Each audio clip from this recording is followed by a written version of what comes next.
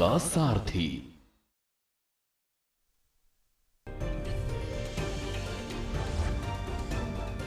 PM Modi Punjab को देंगे hi tech स्टेशनों की सौगात। 17 जुलाई को करेंगे उद्घाटन। अमृत भारत स्टेशन योजना से बदले जा रहे रेलवे स्टेशन। राम मंदिर चढ़ावा चोरी मामले पर बोले सीएम योगी, कहा अयोध्या की आड़ में देश की अस्मिता व आस्था पर किया जा रहा प्रहार। एक देश एक चुनाव का डिप्टी सीएम केशव प्रसाद मौर्य ने किया समर्थन। बोले कांग्रेस की वजह देश में हो रहे अलग अलग चुनाव। चमोली दौरे पर सीएम पुष्कर सिंह धामी। सीएम के दौरे को लेकर जिलाधिकारी ने तैयारियों का लिया जायजा। अधिकारियों को दिए दिशा निर्देश। कानपुर सेंट्रल स्टेशन पर 24 घंटे डाक सेवा बुकिंग सेवा चूंकि बंद हो गई है और अब सुबह 8 बजे से रात 11:30 बजे तक होगी बुकिंग। यूपी, एमपी, बिहार सहित देश के कई जगहों में उमस भरी गर्मी। मौसम विभाग ने जारी किया अलर्ट। 17 जुलाई से फिर सक्रिय हो सकता है मानसून। आप देख रहे हैं के न्यूज, खबरों का सारथी।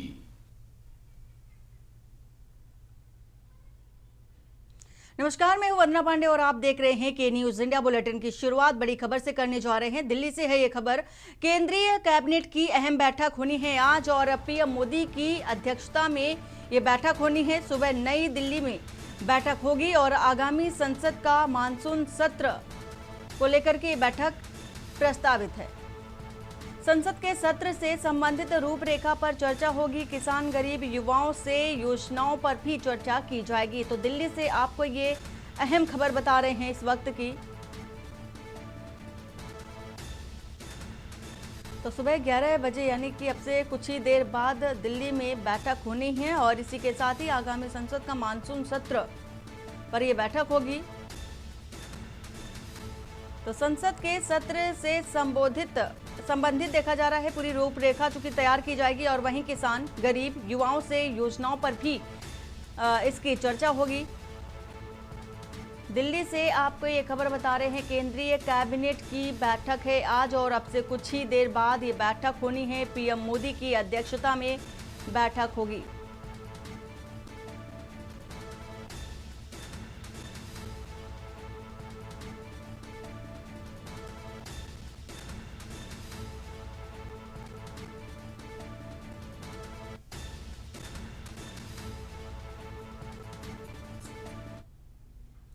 और अब चलते हैं सीधा छत्तीसगढ़, जहां पर विधानसभा की कार्रवाई शुरू हो चुकी है।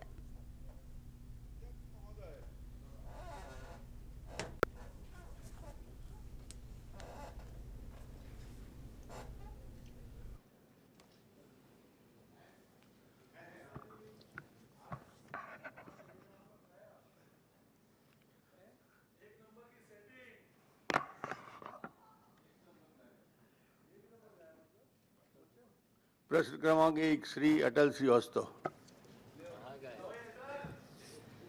माननीय अध्यक्ष महोदय, मैं माननीय लोक स्वास्थ्य मंत्री महोदय से जानना चाहता हूं कि क्या यह सत्य है कि दवा निर्माता company messrs Unicure India limited द्वारा प्रदायित एस्पिरिन टैबलेट आईपी गुणवत्ता मानकों पर विफल होने के कारण गुजरात राज्य द्वारा ब्लैक लिस्टेड की गई थी?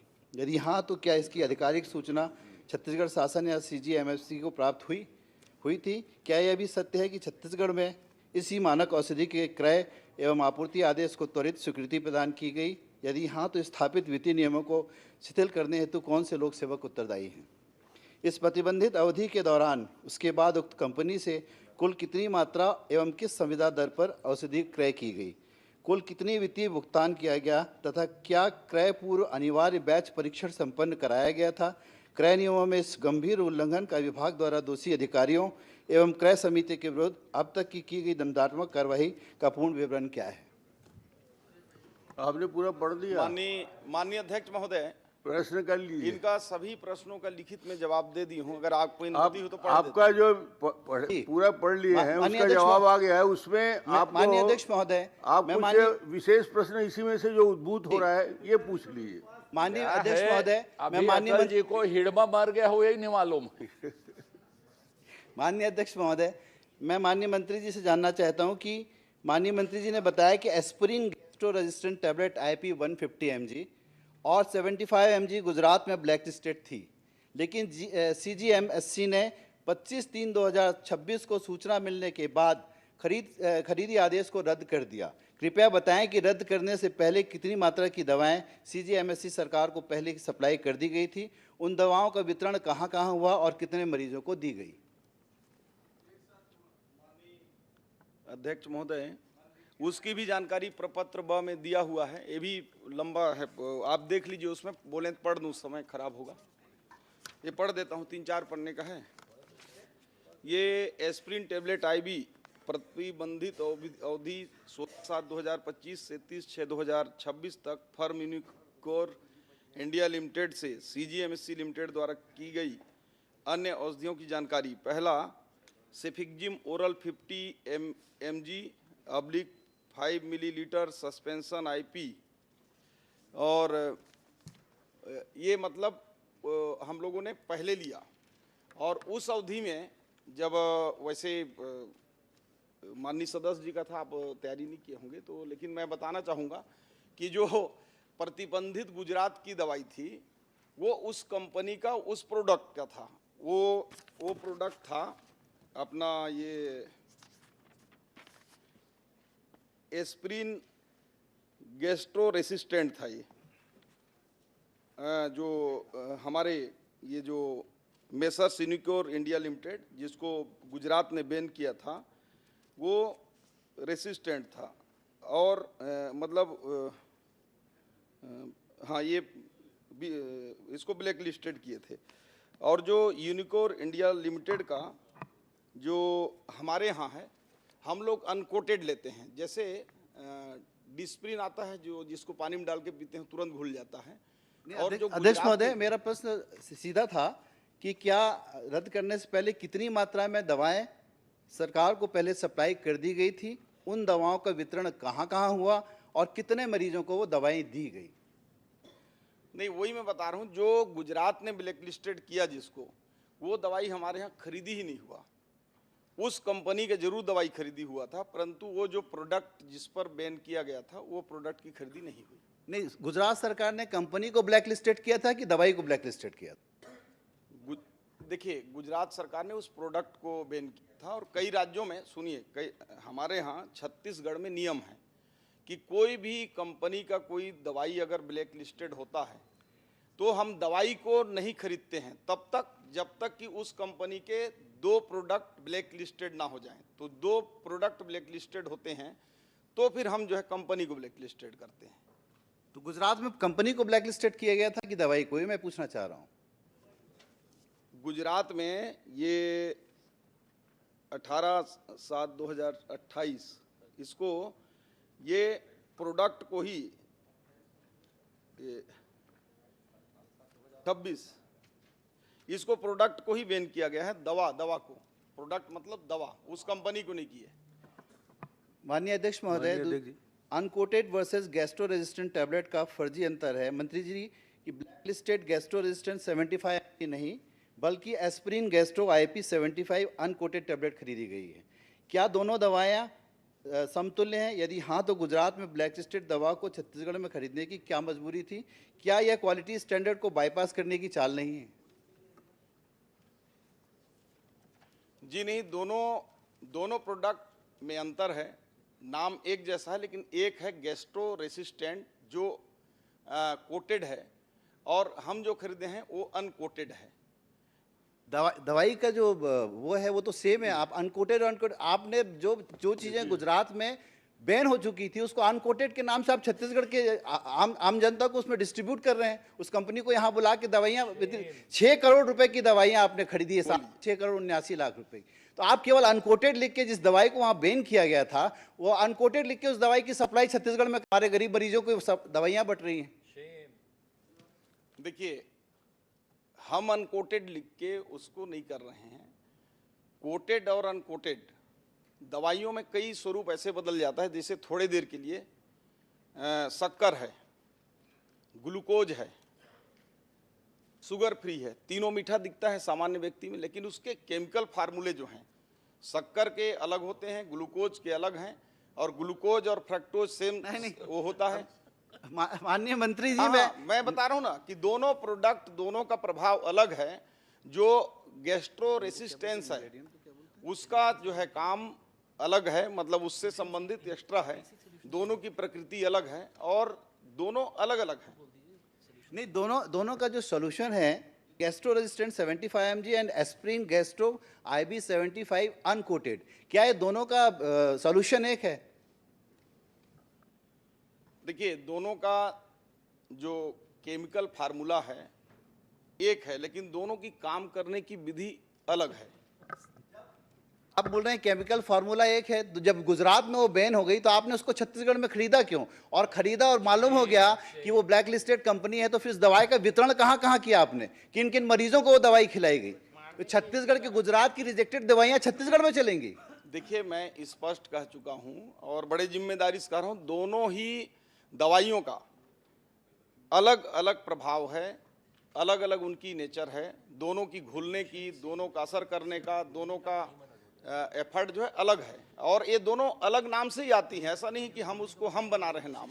हम जब खरीदे हैं और प्रोडक्ट भी, माननीय अध्यक्ष ये महोदय, दोनों आप स्वास्थ्य प्रोडक्ट अलग मंत्री, हैं। माननीय अध्यक्ष महोदय, आप स्वास्थ्य मंत्री हैं, आप बता रहे हैं सॉल्यूशन एक है, घुलने का समय अलग अलग हो सकता है, पर उसका इंग्रेडिएंट, दवाई तो उसी बीमारी के लिए दी जाती है जिस बीमारी के लिए बनी गई है, कि ये दूसरी दवाई दूसरे बीमारी के लिए दवाई बनी है। आप जो दवाइयाँ गुजरात में ब्लैक लिस्टेड थी, वो दवाइयाँ छत्तीसगढ़ में सप्लाई होने के बाद अस्पतालों में मरीजों को बांटी गई है।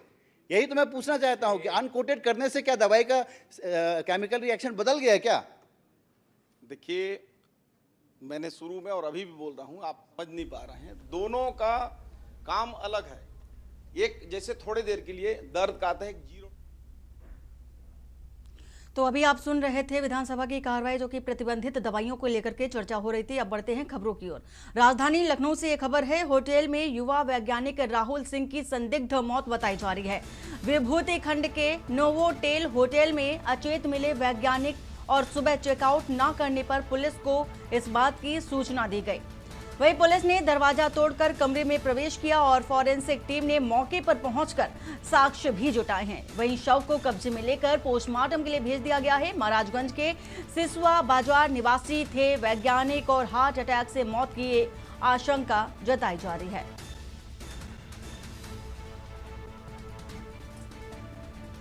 तो महाराजगंज के सिसवा बाजार निवासी वैज्ञानिक बताए जा रहे हैं और वहीं हार्ट अटैक मौत की वजह बताई जा रही है। तो राजधानी लखनऊ से आपको ये खबर बता रहे हैं। विभूति खंड के नोवोटेल का ये पूरा मामला है। सुबह चेकआउट ना करने पर पुलिस को इस बात की सूचना दी गई और इसी के साथ ही पुलिस ने दरवाजा तोड़ा और कमरे में प्रवेश किया। वहीं शव को कब्जे में लेकर के साक्ष्य जुटाने की कोशिश की जा रही है। फॉरेंसिक जो टीम है वो भी मौके पर पहुंच चुकी है और शव को कब्जे में लेकर पोस्टमार्टम के लिए भेज दिया गया है।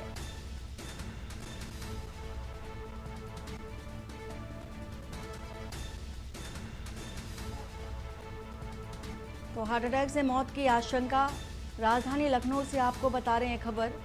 होटल में युवा वैज्ञानिक राहुल सिंह की संदिग्ध मौत हुई है।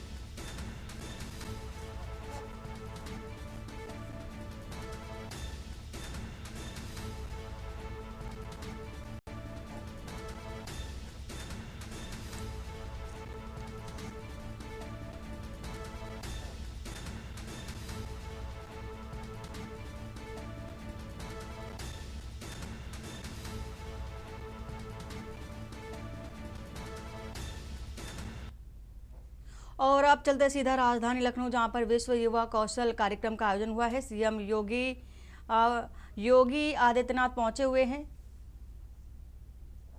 तो तस्वीर आपको दिखा रहे हैं राजधानी लखनऊ से सीएम योगी आदित्यनाथ।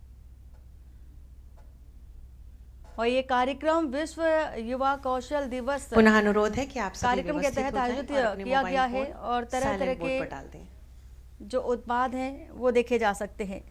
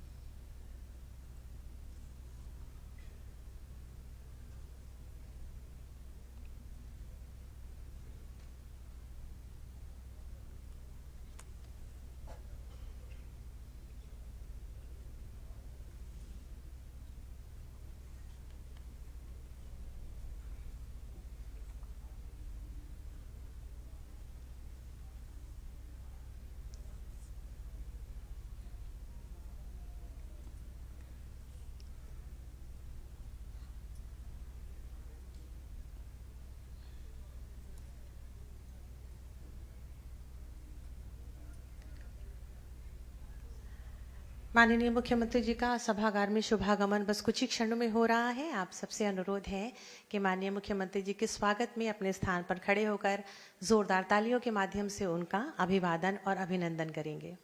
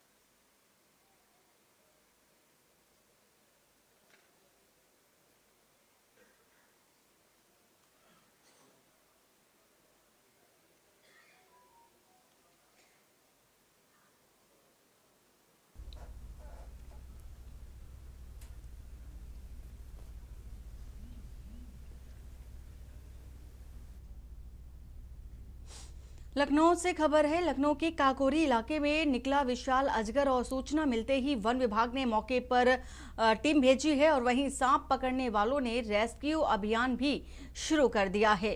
वहीं विशाल अजगर को सुरक्षित पकड़ लिया गया है। स्थानीय निवासियों ने राहत की सांस ली है। राजधानी लखनऊ से आपको ये खबर बता रहे हैं, जहां पर विशालकाय अजगर मिला और अजगर निकलने से स्थानीय लोगों में दहशत का माहौल हो गया। वन विभाग को सूचना दी गई और जैसे ही अजगर को पकड़ा गया, राहत की सांस स्थानीय निवासियों ने ली है।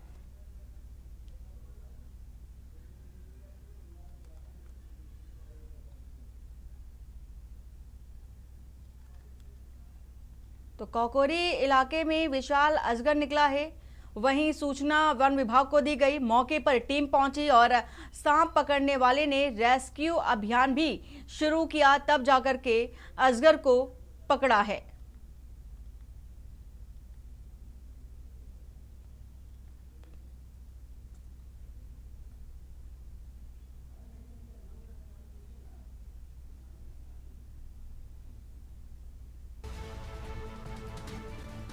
तो राजधानी लखनऊ से खबर सूचना मिलते ही वन विभाग ने मौके पर अपनी टीम भेजी और वहीं सांप पकड़ने वाले ने रेस्क्यू अभियान शुरू कर दिया और मौका रहते ही अजगर को अपने कब्जे में ले लिया।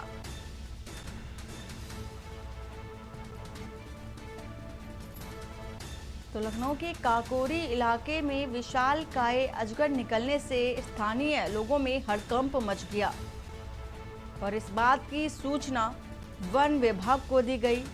वन विभाग ने अपनी टीम भेजी और त्वरित कार्रवाई करते हुए अजगर को अपने कब्जे में ले लिया।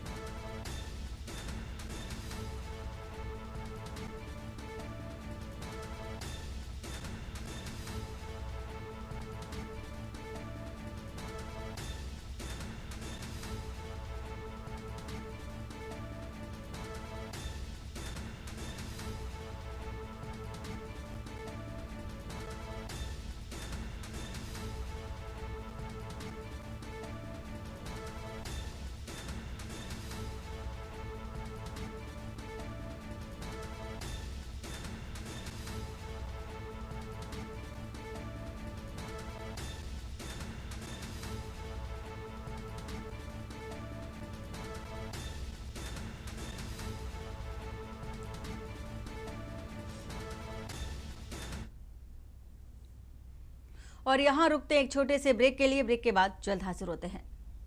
ब्रेक के बाद आपका स्वागत है। बाराबंकी से है खबर, जहां पर सरिया सिर पर गिरने से मजदूर की मौत हो गई है। सरिया का बंडल सिर पर गिरने से मजदूर की मौत बताई जा रही है। वहीं प्रयागराज जिला में मजदूर रमेश की मौत हुई है। एक कंपनी में मजदूरी का काम करता था मृतक रमेश और सिरौली गौसपुर क्षेत्र के परसा गांव निवासी है मृतक।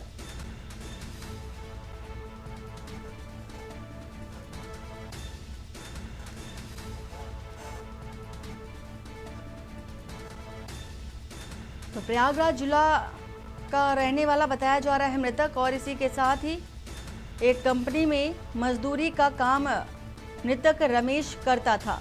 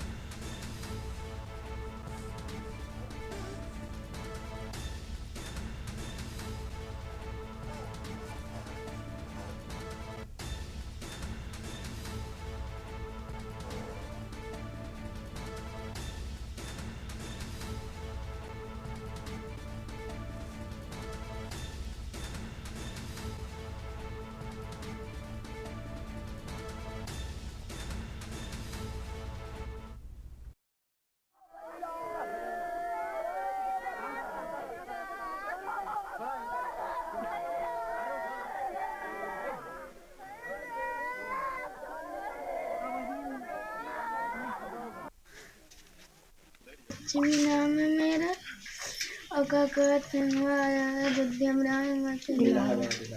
इलाहाबाद में कौन था? मेरे पति। क्या हुआ है? उनके ऊपर टावर गिर गया। टावर गिर गया। आपको जानकारी है कैसे क्या घटना हुई है, कुछ बताएं कुछ? हमको सबका कुछ नहीं घटा है, केवल जेठ में फोन किए ने के खत्म हो गए। खत्म हो गया, ठीक।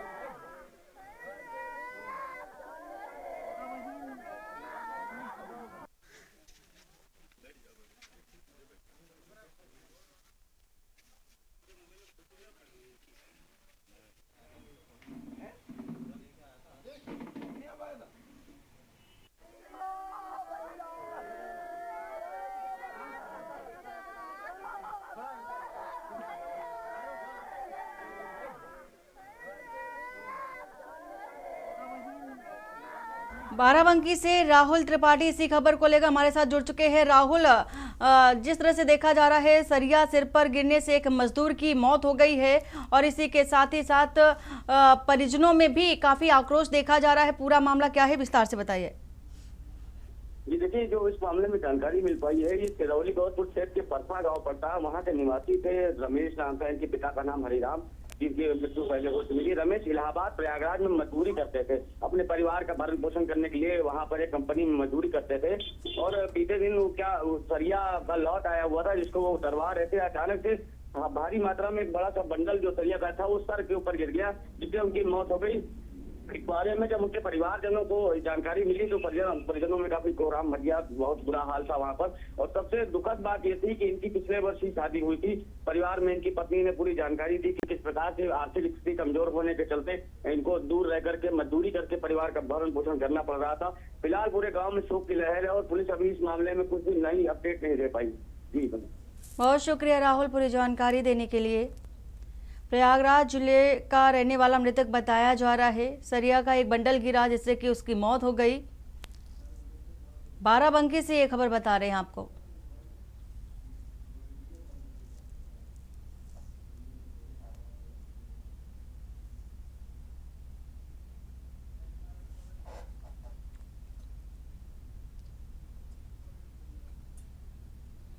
और वहीं खबर आगरा से, जहां पर ताजनगरी आगरा में 10 वर्षीय बच्ची के कथित अपहरण का मामला पुलिस जांच में पूरी तरह से फर्जी निकला है। थाना जगदीशपुरा क्षेत्र में 12 जुलाई को बच्ची के अपहरण की सूचना मिलने के बाद पुलिस ने मामले की गंभीरता को देखते हुए तत्काल कई टीमें गठित कर जांच शुरू कर दी। सीसीटीवी फुटेज, मोबाइल लोकेशन और अन्य तकनीकी साक्ष्यों के आधार पर की गई जांच में चौंकाने वाला बड़ा खुलासा हुआ है। पुलिस के अनुसार बच्ची का अपहरण नहीं हुआ था, बल्कि उसके पिता ने ही 40 लाख रुपए के कर्ज से बचने और फिरौती की रकम हासिल करने के उद्देश्य से पूरी साजिश रचित थी। आरोप है कि उसने अपनी बेटी को अपने एक दोस्त के घर पर छिपा दिया और बाद में घर के बाहर खुद ही फिरौती का पत्र डालकर पुलिस और परिजनों को गुमराह करने का प्रयास किया। जांच के दौरान मिले साक्ष्यों और पूछताछ के बाद पुलिस ने बच्ची को सकुशल बरामद कर लिया है। और वहीं डीसीपी सिटी अली अब्बास के नेतृत्व में पुलिस ने कार्रवाई करते हुए बच्ची के पिता और उसके दोस्त को हिरासत में ले लिया है। दोनों से पूछताछ की जा रही है और मामले में आगे की विधिक कार्रवाई भी जारी है।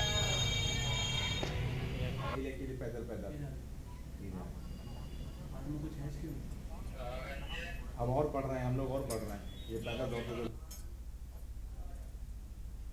दिनांक 10 जुलाई 2026 को थाना जगदीशपुरा पर प्रार्थी मनीष अग्रवाल के द्वारा उसकी नाबालिग पुत्री के डांस क्लास से वापस न आने तथा किसी अज्ञात व्यक्ति द्वारा 40 लाख रुपए की फिरौती मांगने के संबंध में एक सूचना उपलब्ध कराई थी।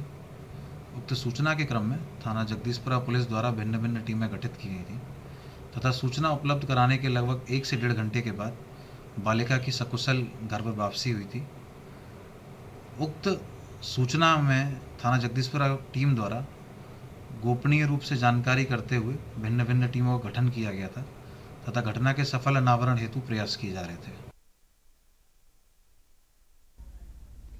और अजेंद्र चौहान हमारे साथ इसी खबर पर जुड़ चुके हैं। अजेंद्र, जिस तरह से मामला ये देखा जा रहा है, अपनी ही बेटी को दोस्त के घर छिपा दिया और फिरौती के लिए एक पत्र डाल दिया जिससे कि वो बच सके, तो इस तरह के जिस तरह के ये मामले निकल कर आए हैं, किस तरह से ये मामला पहले प्रकाश में आया और खुलासा कैसे हुआ? देखिए मतलब ये जो पूरा मामला है, ये अपने कर्ज को बचाने के लिए जो कुछ लोगों के 40 लाख रुपए कर्जा था पीड़ित जो बच्ची है उसके पिता पर, और उसने इस कर्ज को दबाने के लिए अपनी ही बच्ची का खुद के अपहरण की साजिश रच डाली। थाना जगदीशपुरा पुलिस थाने में 2 दिन पहले एक सूचना दी कि मेरी बच्ची का रास्ते में अपहरण हो गया है।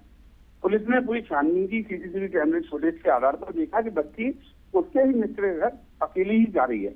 कुल मिलाकर पुलिस की टीमों ने बच्ची को और उसके पिता को और पिता के दोस्त को, जहाँ से बच्ची बरामद हुई, उनको गिरफ्तार कर लिया है और आगे की कार्रवाई की जा रही है।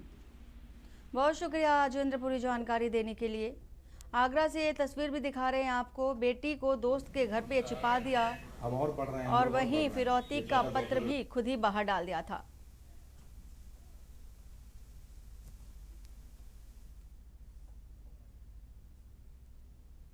और खबर रामनगर से, जहां पर रामनगर और देहरादून के बीच लंबे समय से प्रतीक्षित सीधी रेल सेवा का इंतजार अब समाप्त होने जा रहा है। सांसद अनिल बलूनी ने जानकारी दी है कि 18 जुलाई से रामनगर देहरादून सीधी रेल सेवा का शुभारंभ किया जाएगा और उन्होंने सोशल मीडिया के माध्यम से क्षेत्रवासियों को ये जानकारी देते हुए इसे रामनगर और आसपास के लोगों के लिए बड़ी सौगात भी बताई है। सांसद अनिल बलूनी ने कहा कि यह रेल सेवा लंबे समय से किए जा रहे निरंतर प्रयासों का परिणाम है और उन्होंने बताया कि कॉर्बेट सिटी के नाम से प्रसिद्ध रामनगर के लोग वर्षों से देहरादून के लिए सीधी ट्रेन की मांग कर रहे थे, जो अब पूरी होने जा रही है। उन्होंने कहा कि इस सेवा से स्थानीय नागरिकों के साथ साथ उत्तराखंड आने वाले देश और विदेश के पर्यटकों और श्रद्धालुओं को भी बड़ी सुविधा मिलेगी। किस प्रकार से आर्थिक स्थिति कमजोर होने के चलते इनको दूर रह करके मजदूरी करके परिवार का भरण पोषण करना पड़ रहा था। फिलहाल पूरे गांव में शोक की लहर है और पुलिस अभी इस मामले में कुछ भी नई अपडेट नहीं दे पाई। जी बहुत शुक्रिया राहुल, पूरी जानकारी देने के लिए। प्रयागराज जिले का रहने वाला मृतक बताया जा रहा है। सरिया का एक बंडल गिरा जिससे कि उसकी मौत हो गई। बाराबंकी से ये खबर बता रहे हैं आपको।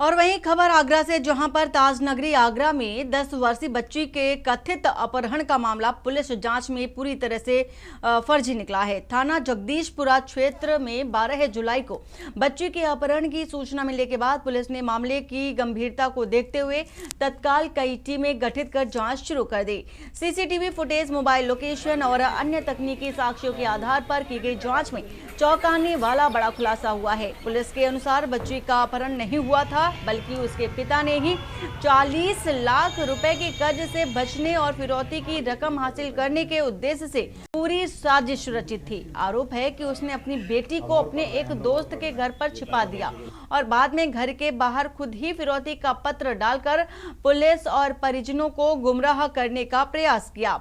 जांच के दौरान मिले साक्ष्यों और पूछताछ के बाद पुलिस ने बच्ची को सकुशल बरामद कर लिया है और वहीं डीसीपी सिटी अली अब्बास के नेतृत्व में पुलिस ने कार्रवाई करते हुए बच्ची के पिता और उसके दोस्त को हिरासत में ले लिया है। दोनों से पूछताछ की जा रही है और मामले में आगे की विधिक कार्रवाई भी जारी है।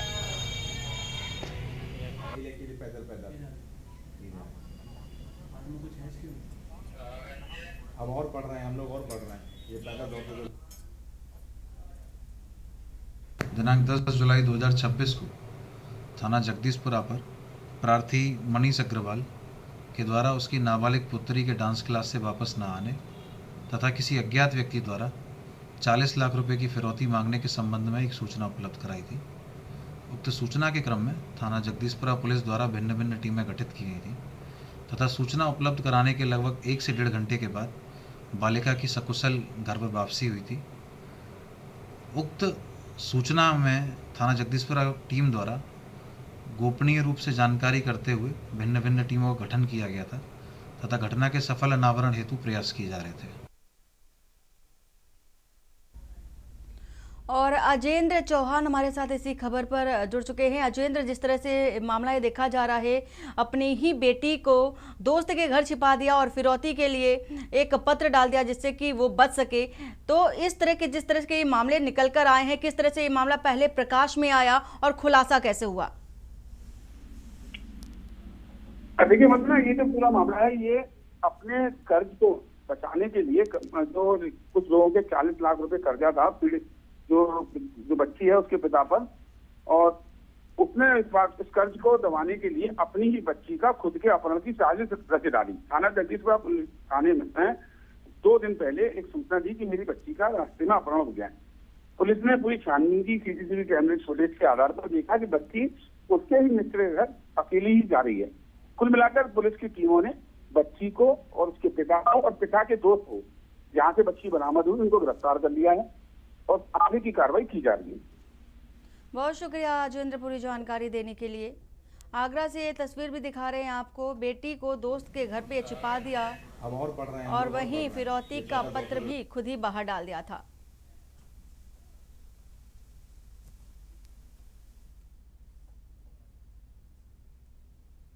और खबर रामनगर से, जहां पर रामनगर और देहरादून के बीच लंबे समय से प्रतीक्षित सीधी रेल सेवा का इंतजार अब समाप्त होने जा रहा है। सांसद अनिल बलूनी ने जानकारी दी है कि 18 जुलाई से रामनगर देहरादून सीधी रेल सेवा का शुभारंभ किया जाएगा और उन्होंने सोशल मीडिया के माध्यम से क्षेत्रवासियों को ये जानकारी देते हुए इसे रामनगर और आसपास के लोगों के लिए बड़ी सौगात भी बताई है। सांसद अनिल बलूनी ने कहा कि यह रेल सेवा लंबे समय से किए जा रहे निरंतर प्रयासों का परिणाम है और उन्होंने बताया कि कॉर्बेट सिटी के नाम से प्रसिद्ध रामनगर के लोग वर्षों से देहरादून के लिए सीधी ट्रेन की मांग कर रहे थे, जो अब पूरी होने जा रही है। उन्होंने कहा कि इस सेवा से स्थानीय नागरिकों के साथ साथ उत्तराखंड आने वाले देश और विदेश के पर्यटकों और श्रद्धालुओं को भी बड़ी सुविधा मिलेगी।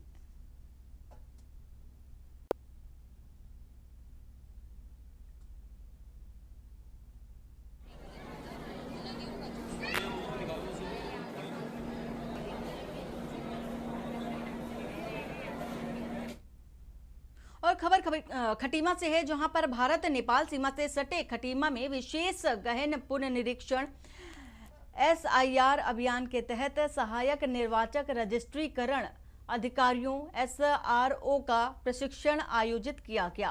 तहसील सभागार में हुए इस प्रशिक्षण में अधिकारियों को मतदाता सूची पुनर्निरीक्षण की पूरी प्रक्रिया, नोटिस जारी करने, दावे और आपत्तियों के निस्तारण और अंतिम निर्वाचन नामावली के प्रकाशन तक की कार्य योजना से अवगत कराया गया। प्रशिक्षण में DLMT देवेंद्र सिंह ने बताया कि प्री SIR अभियान के दौरान मतदाताओं की मैपिंग कर गणना फॉर्म वितरित किए गए थे। BLO द्वारा भरे गए फॉर्मों को BLO ऐप पर अपलोड कर उनका डिजिटलीकरण किया गया और जिसके बाद ड्राफ्ट मतदाता सूची प्रकाशित कर दी गई और अब जिन मतदाताओं की मैपिंग में विसंगतियां पाई गई हैं उन्हें BLO के माध्यम से नोटिस भेजे जाएंगे। चुनाव आयोग के निर्देशानुसार ये SIR का जो कार्य प्रगति पर है, इसके अंतर्गत अभी तक हमने मैपिंग का कार्य किया जा चुका है और वर्तमान में इसमें सुनवाई, दावे आपत्तियों की सुनवाई की जानी है, जिसमें 70 विधानसभा खटीमा के अंतर्गत 12 AROs की नियुक्ति की गई है।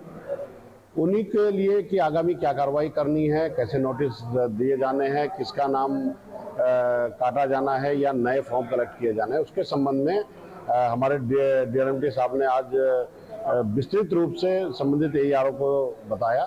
निर्वाचन आयोग द्वारा दिए गए निर्देशों के क्रम में आज खटीमा तहसील के अंतर्गत जो ARO नियुक्त किए गए हैं उनको क्या कार्रवाई करनी है, उनके क्या उत्तरदायित्व हैं, रोल्स हैं, उनकी रेस्पॉन्सिबिलिटीज़ हैं, उनके संबंध में उनको आज प्रशिक्षण दिया गया है। और इसके अलावा क्या क्या उसमें उनके द्वारा अपेक्षित कार्रवाई है, जैसे कि जो विसंगतियों के कारण नोटिस जो जारी किया जाना है उस पर क्या कार्रवाई करनी है।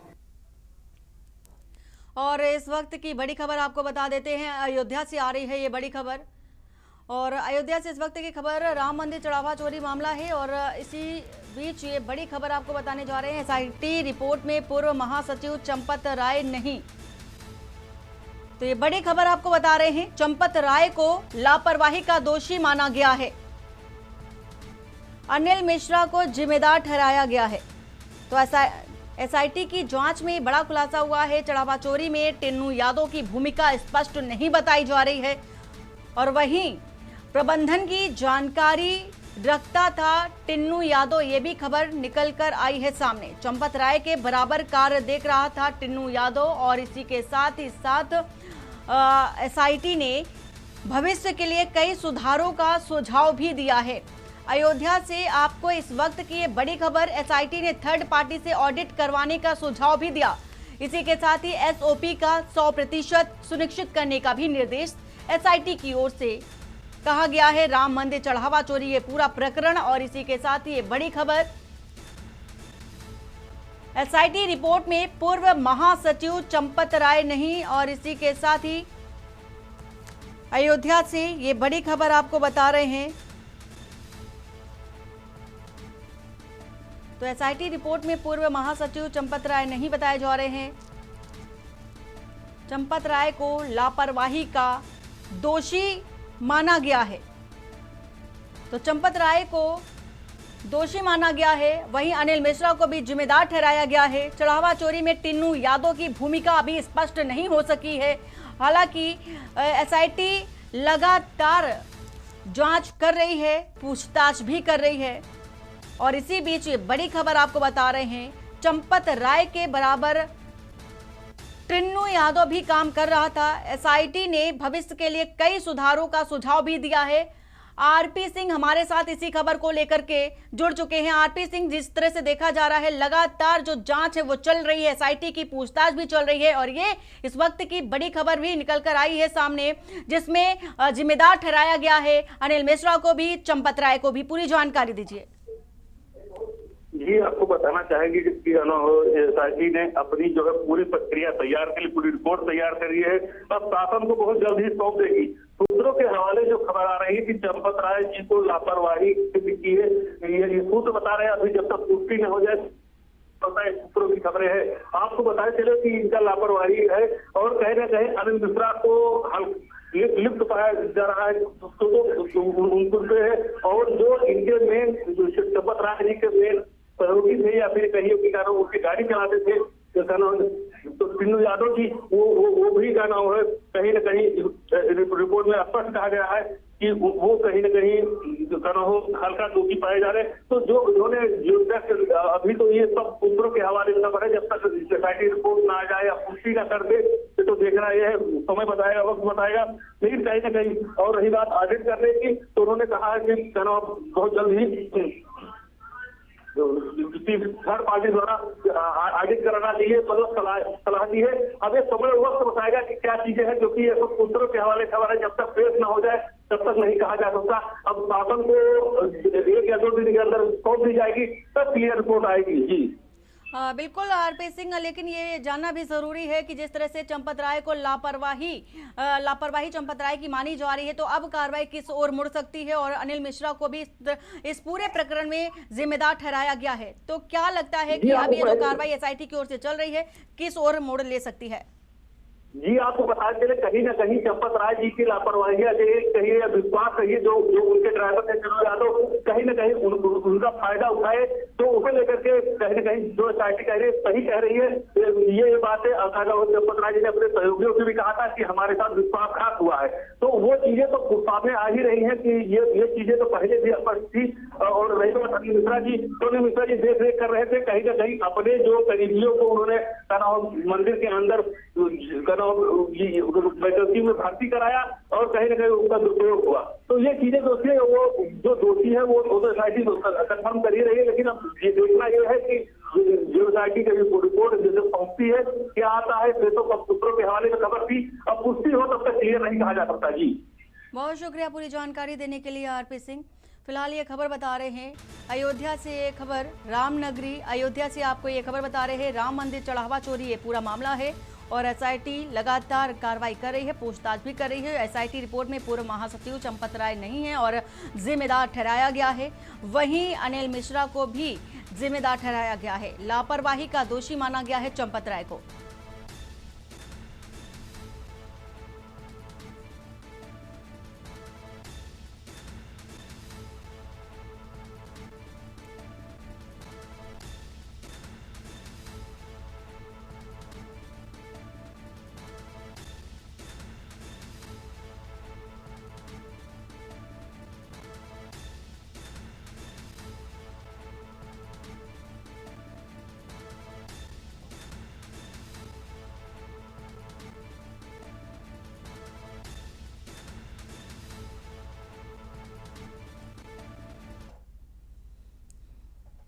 और लखनऊ के केजीएमयू के सभी हॉस्टल मेस में अब नॉनवेज नहीं बनेगा और ना ही परोसा जाएगा।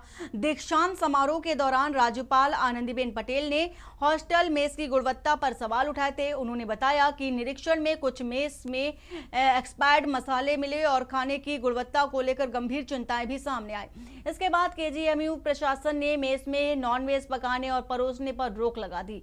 हालांकि केजीएमयू प्रशासन ने सिर्फ मेस में नॉनवेज पकाने और परोसने पर रोक लगाई है। छात्र बाहर जाकर या बाहर से ऑर्डर कर नॉनवेज खा सकते हैं।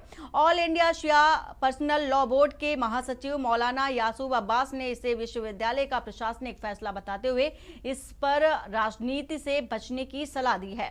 वहीं इस्लामिक सेंटर के चेयरमैन मौलाना खालिद रशीद फिरंगी महली ने इस फैसले को अनुचित बताया है।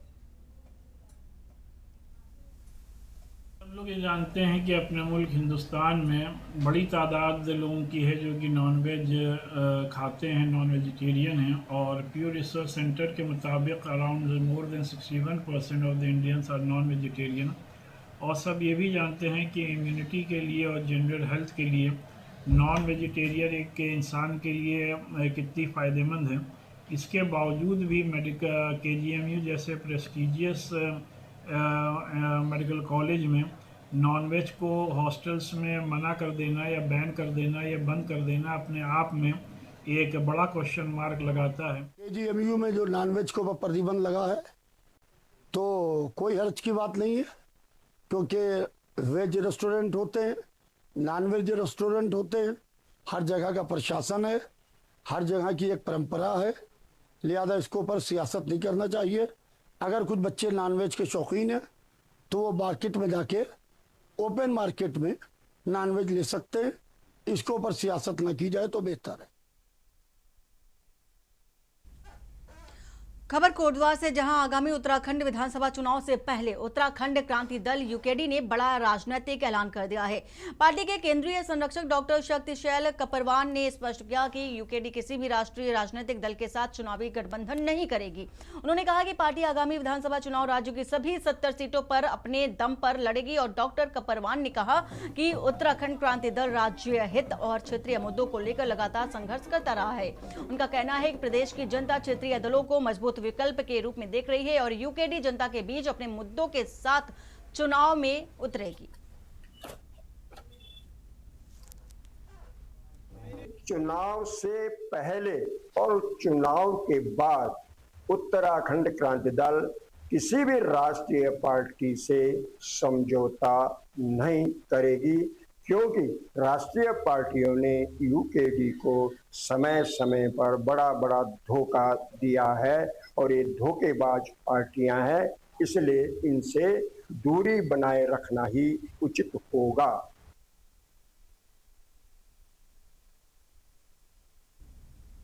नोएडा सेक्टर 93B और ग्राम गेझा टी पॉइंट पर गहरी सीवर लाइन की सफाई के दौरान सफाई मित्र शिवा की हादसे में मौत हो गई।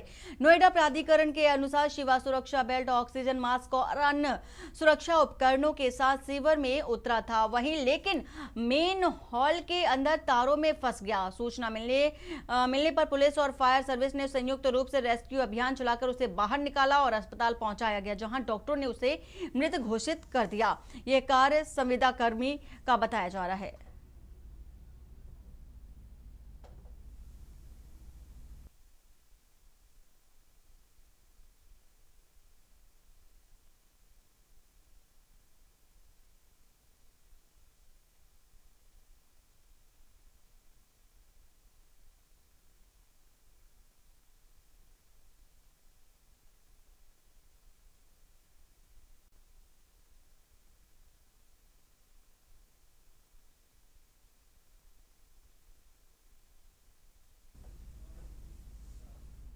कानपुर के हरबंस मोहल थाना क्षेत्र के तिलियाना में विकास राठौर नाम के युवक ने फांसी लगा ली। फांसी लगाने के पीछे की वजह अभी स्पष्ट नहीं हो सकी है। पुलिस और फॉरेंसिक टीम ने मौके का निरीक्षण कर शव को पोस्टमार्टम के लिए भेज दिया है। पुलिस मामले की जांच पड़ताल में जुट गई है।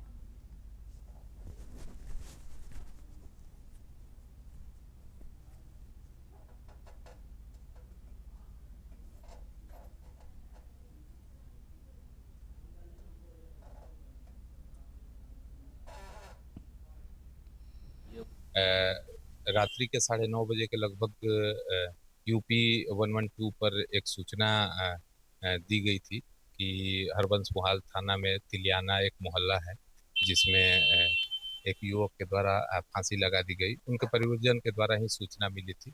सूचना पर त्वरित कार्रवाई करते हुए इंस्पेक्टर हरबंस मुहाल तत्काल घटनास्थल पर पहुंचे और उसमें विकास राठौर नामक एक 40 साल के व्यक्ति थे जिनके द्वारा फांसी लगाकर आत्महत्या कर ली गई है।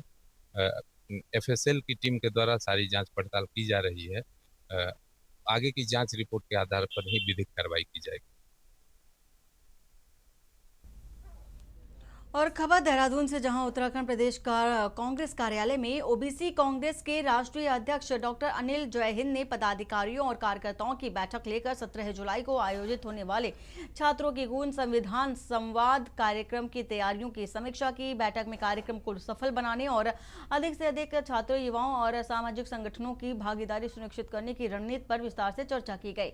डॉक्टर अनिल जयहिंद ने कहा कि लोकसभा में विपक्ष के नेता राहुल गांधी लगातार छात्रों और युवाओं से जुड़े मुद्दों को प्रमुखता से उठा रहे हैं। उन्होंने कहा कि पेपर लीक और शिक्षा व्यवस्था, रोजगार और संविधान की रक्षा जैसे विषय आज युवाओं के लिए सबसे महत्वपूर्ण हैं।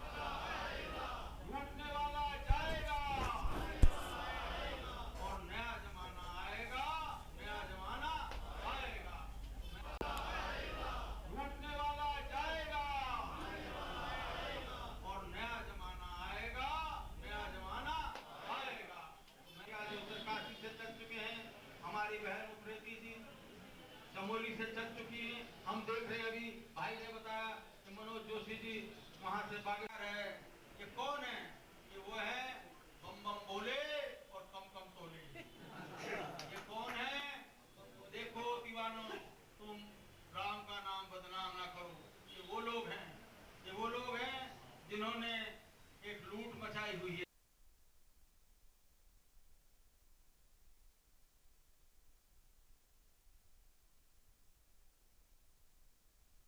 चंदा इकट्ठा करके मंदिर बनाया गया और आज आप देख रहे हैं किस तरह की लूट हो रही है। इसलिए मैं कहूंगा कि लूटने वाला जाएगा, आप कहेंगे कमाने वाला आएगा। लूटने वाला जाएगा और नया जमाना आएगा, नया जमाना आएगा। खबर बरेली से, जहां साइबर अपराध के खिलाफ चलाए जा रहे ऑपरेशन CY वज्र के तहत बरेली पुलिस ने बड़ी कार्रवाई करते हुए कई साइबर अपराधियों को गिरफ्तार कर लिया है। अभियान के दौरान जिले के 23 थानों में कुल 41 मुकदमे दर्ज किए गए। पुलिस की कार्रवाई में कुल 58 आरोपियों को गिरफ्तार कर लिया गया, जबकि एक दिन की विशेष कार्रवाई में 29 साइबर अपराधी दबोचे गए। जांच में गिरफ्तार आरोपियों के खिलाफ NCRP पोर्टल पर 150 से अधिक शिकायतें पहले से दर्ज मिली। वहीं 66 से अधिक ऑनलाइन शिकायतों का भी रिकॉर्ड सामने आया है।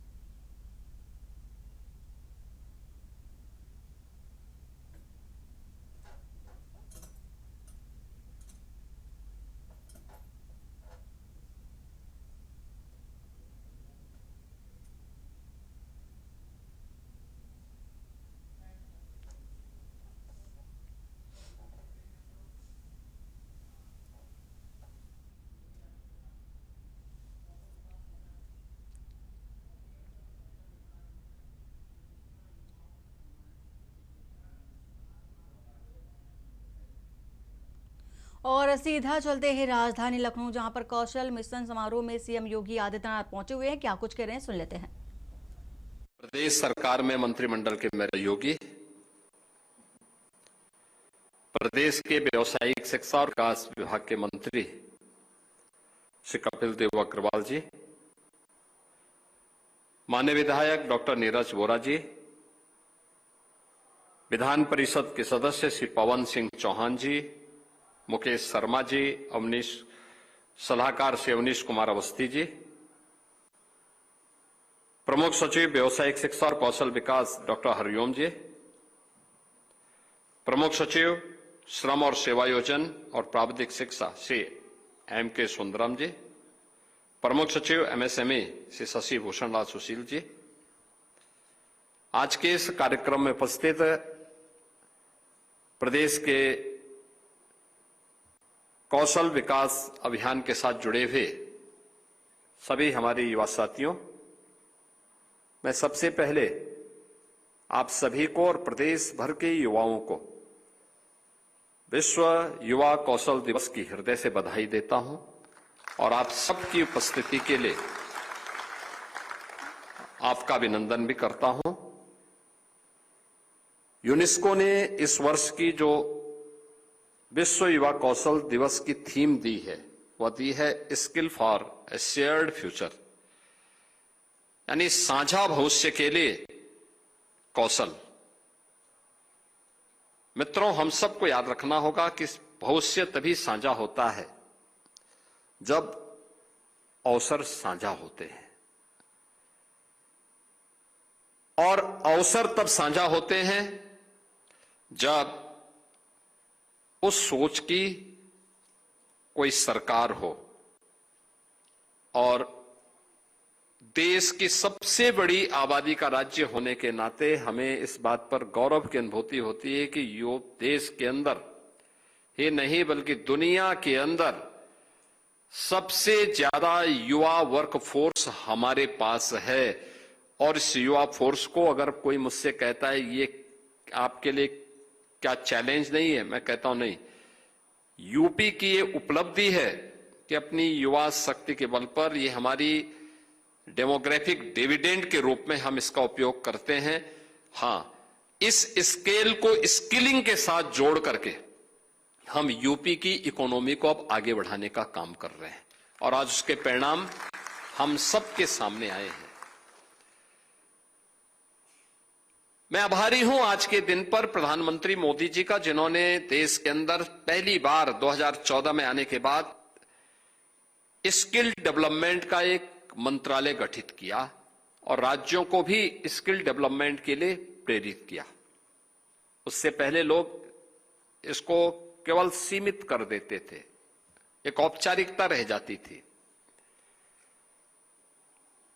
स्किल डेवलपमेंट विभाग खुलने के बाद, यह मंत्रालय गठित होने के बाद उसने जो प्रगति की, अभी मैं उसके कुछ आंकड़े आपके सामने प्रस्तुत करूंगा। एक, जो मैंने कहा कि साझा भविष्य तब होता है जब उस प्रकार की सरकार भी होती है, उस सोच की सरकार होती है।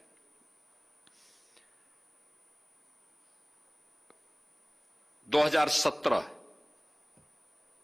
आप में से जितने युवा हैं तब आप अपने मां बाप के साथ बच्चे रहे होंगे, यानी 10 वर्ष पहले। स्वाभाविक रूप से मां बाप के ऊपर पूरी तरह आश्रित, न वर्तमान की चिंता न भविष्य की चिंता, और हर मां बाप अपने बच्चे को किसी भी अपशकुन से बचाती है। लेकिन दुर्भाग्य से 2017 के पहले तत्कालीन राज्य सरकार ही प्रदेश की सबसे बड़ी अपशकुन बन चुकी थी। युवाओं के लिए शिक्षा चौपट थी। और बुलेटिन में फिलहाल इतना ही। बाकी की खबरों के लिए बने रहिए आप के न्यूज़ इंडिया के साथ। नमस्कार।